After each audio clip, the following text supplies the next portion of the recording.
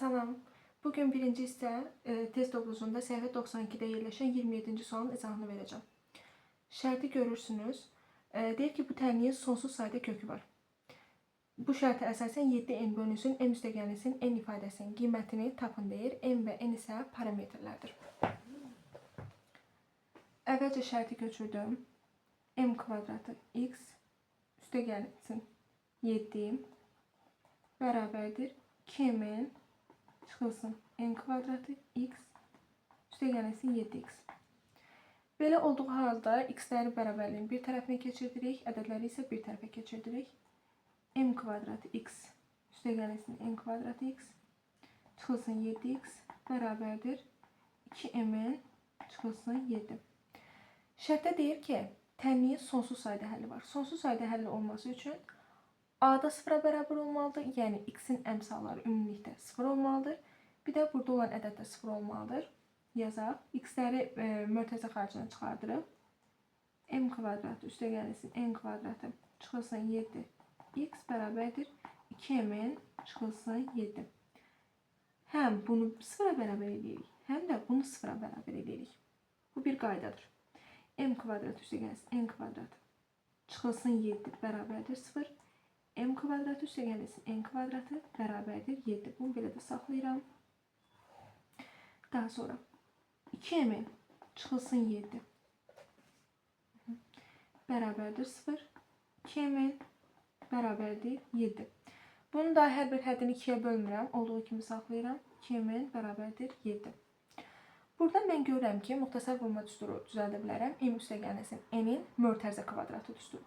Yəni m kvadratı üstəgəlsin 2m üstəgəlsin n kvadratı, gördünüzsə bunları topladım.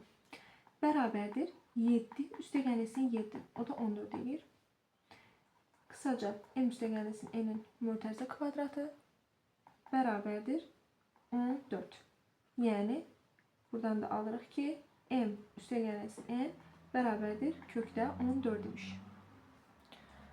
Bura aydındırsa silirəm.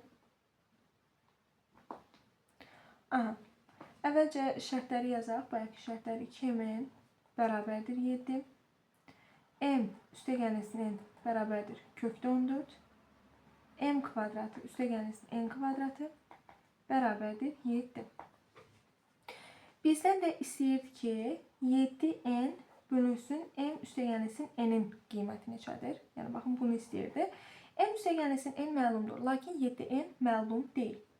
Əvvəlcə n-i tapmalıyıq. N-i tapmaq üçün bu ifadədə m bərabərdir kökdə 14 çıxılsın n yazsaq, sonra aparıb bu ifadədə yerinə qoysaq, yəni 2 vurulsun n vurulsun m-in yerinə yazıram, kökdə 14 çıxılsın n bərabərdir 2 kökdə 14 n çıxılsın 2n kvadratı bərabərdir 7.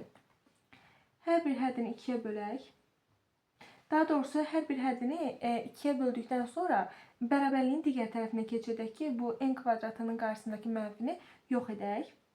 Yəni n kvadratı çıxılsın kökdə 14 n üstəgəlsin 3/5 bərabərdir 0. Diskriminantını tapaq. Diskriminant bərabərdir b kvadratı çıxılsın 4ac düsturu ilə tapıldığını bilirik. O da bərabərdir 14 çıxılsın 14. 0. Diskriminant nə zaman 0 olur? Tənliyin yeganə kökü olduqda. Yəni, baxın, bu tənliyin yeganə kökü olduqda n-in yalnızca bir qiymətini tapacaq.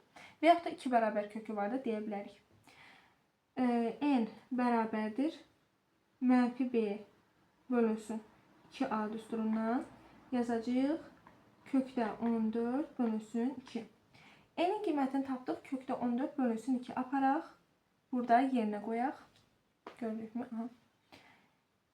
7 vurulsun kökdə 14 bölünsün 2 vurulsun 1 bölünsün kökdə 14. M üstəgəlsin n-in qiymətini apardım. Burada da yerinə qoydum.